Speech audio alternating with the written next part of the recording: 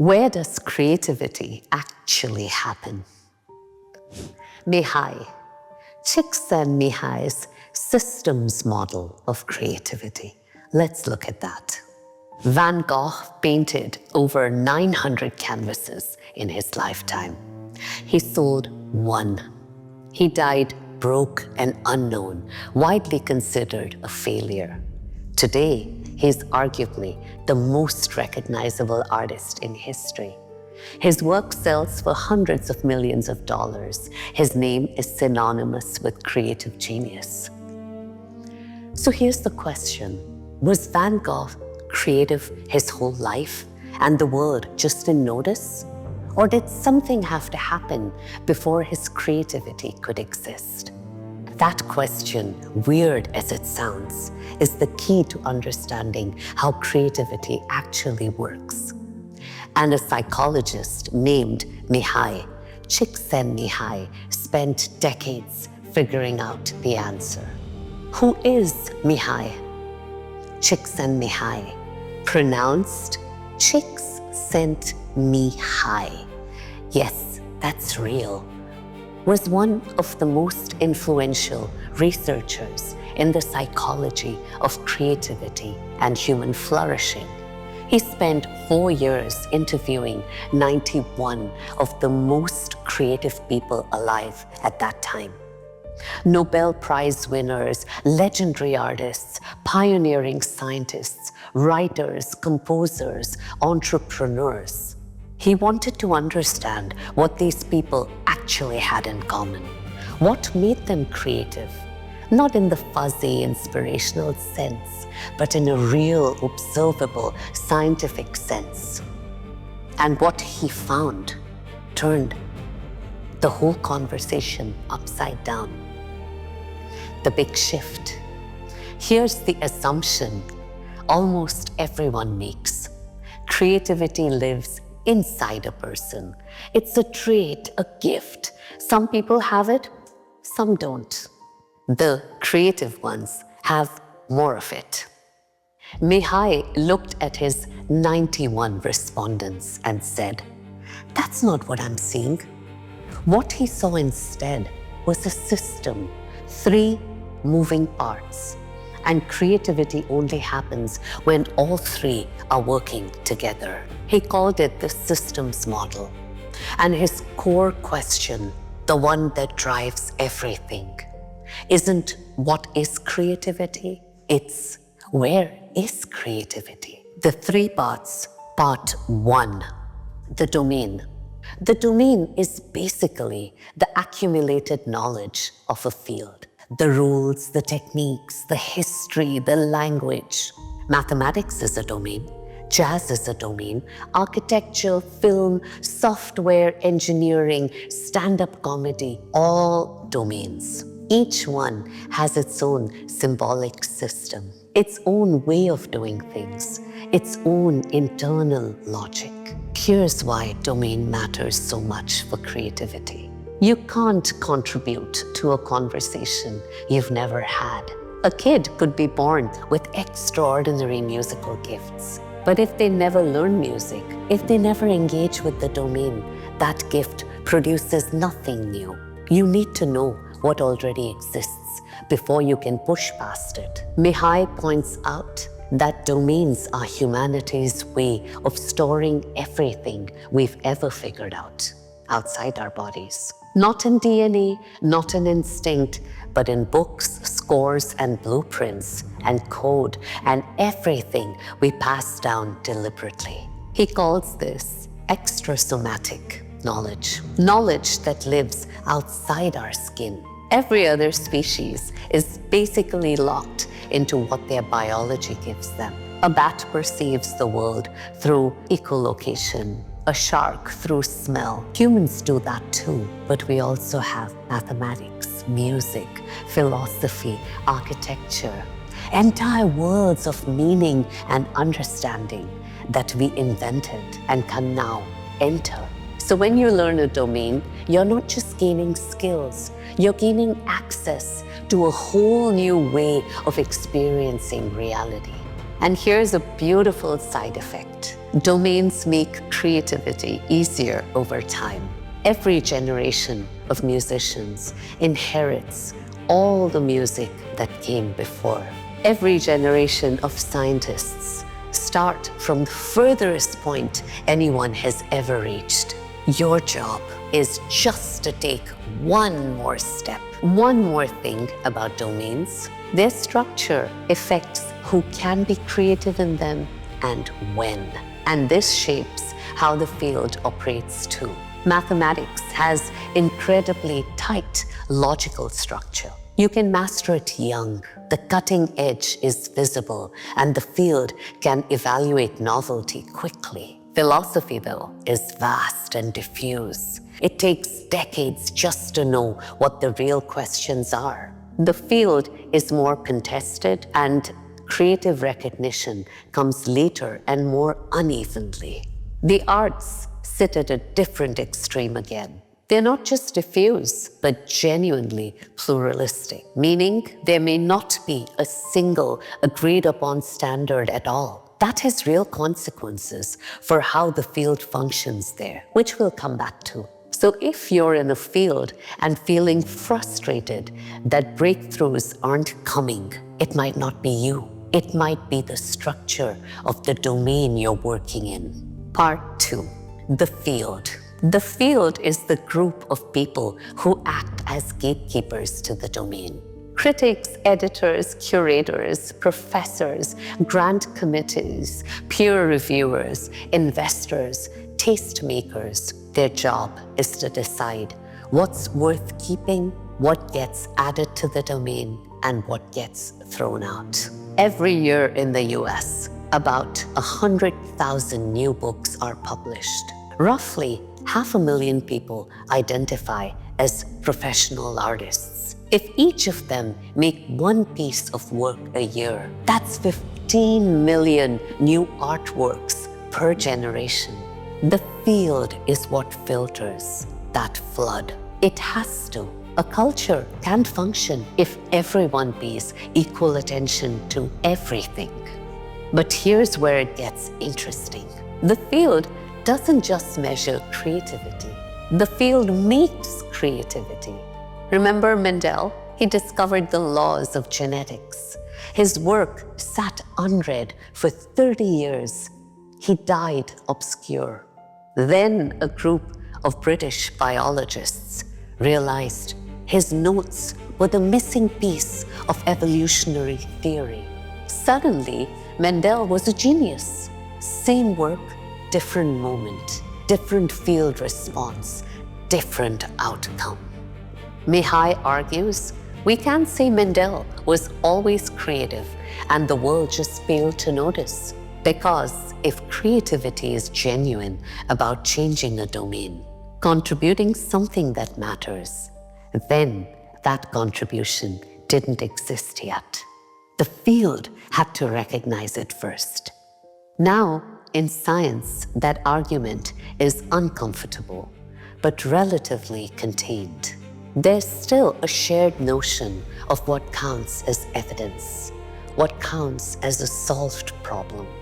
The field might be slow, or wrong, or political, but it's working against a backdrop of empirical reality that eventually pushes back. In the arts, the stabilizer doesn't exist in the same way. Creative worth in a poem or a painting isn't adjudicated against physical fact. It's constructing value, and that power is real, and it's been wielded badly. The whole traditions, folk art, outsider art, work by women, and non-Western artists were excluded not because they lacked creative merit, but because the people running the field didn't include them. The history of the canon is also a history of the field's biases becoming permanent. So yes, Mihaly's model says, the field makes creativity. That's not just an interesting theoretical point. It's also a critique. because it means asking who the field is, who gets to be in it, and whose work they're inclined to see. The hopeful side of this is that fields can change. What a field values shifts over time. Fields can be more reactive, passive, cautious, or proactive, actively soliciting and rewarding novelty. The Renaissance in Florence wasn't just about talented artists being born there. It was about a field that was aggressively demanding new work, paying for it, competing over it. The field was the fuel. Part 3, the person, and then third, finally, the person. Notice that the person comes last. That's intentional. The individual is necessary, but they're not sufficient. Whether your novelty becomes creativity depends on the other two parts of the system. Mihaly interviewed a highly successful visual artist, someone whose work hung in major museums, who had all the markers of creative achievement. And this artist told him, honestly, there are probably 1,000 painters as good as me.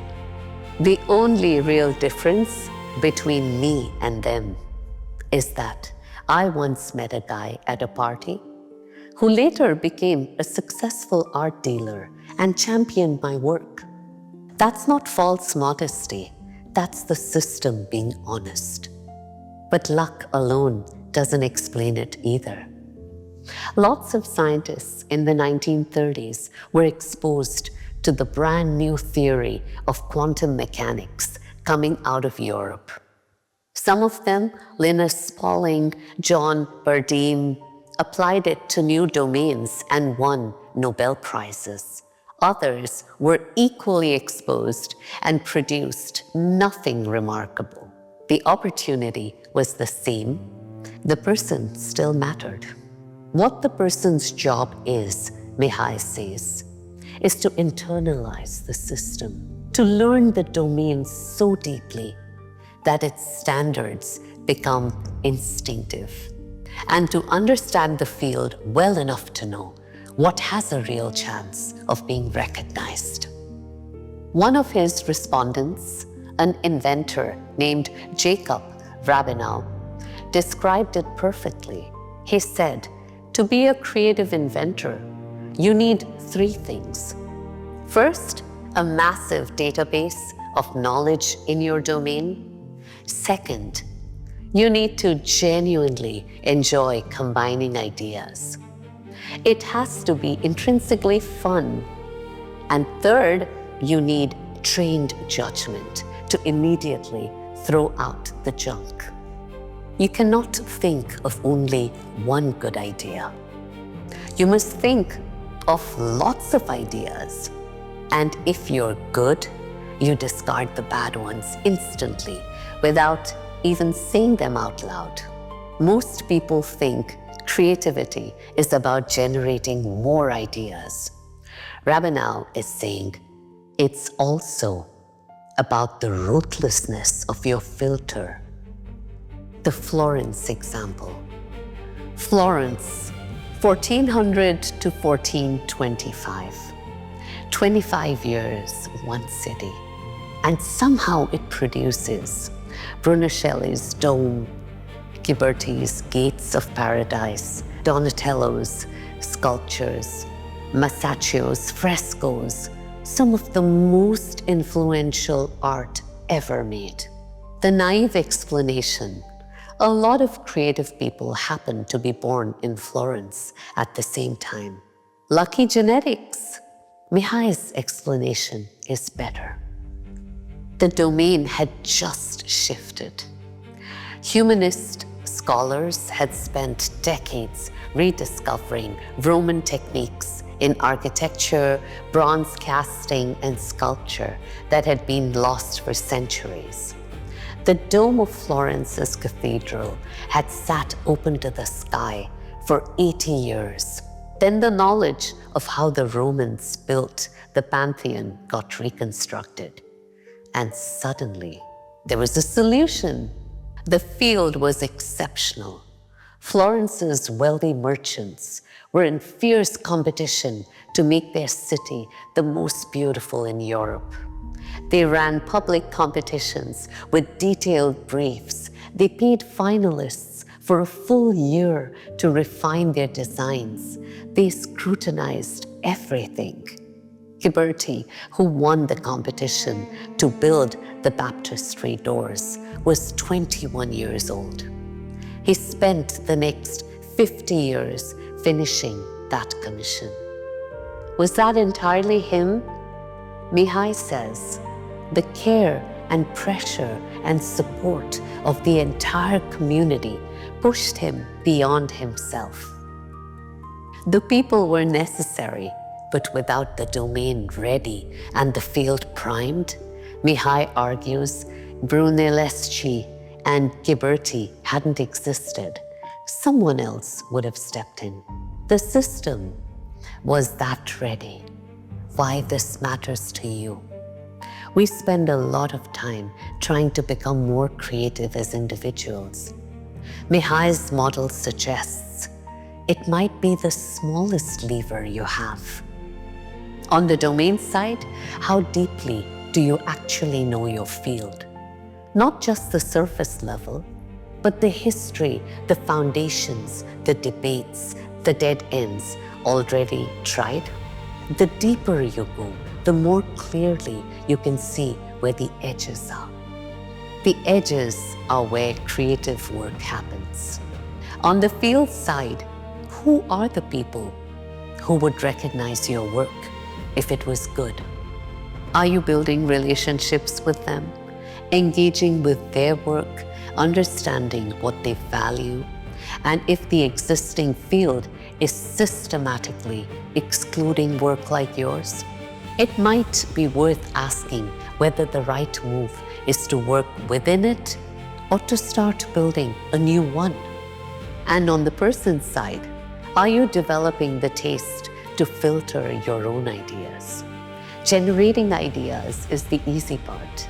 Knowing which ones are worth pursuing, that's the skill that takes years to build. Mihaly's definition of creativity is worth memorizing. Creativity is any act, idea, or product that changes an existing domain or that transforms an existing domain into a new one. Not self-expression, not having a cool idea, not feeling inspired, changing something in a way that others can recognize. It's not the person, it's not in the idea, it's in the relationship between a domain, a field, and a person. All three at once working together. Van Gogh was always talented, but creativity with a capital C only happens when the field finally caught up. That's not a depressing conclusion, it's an useful one. Because if creativity is a system, you can work with it, you can understand the parts, you can position yourself at the intersection of all three. The lone genius is a great story. It's just not the true one.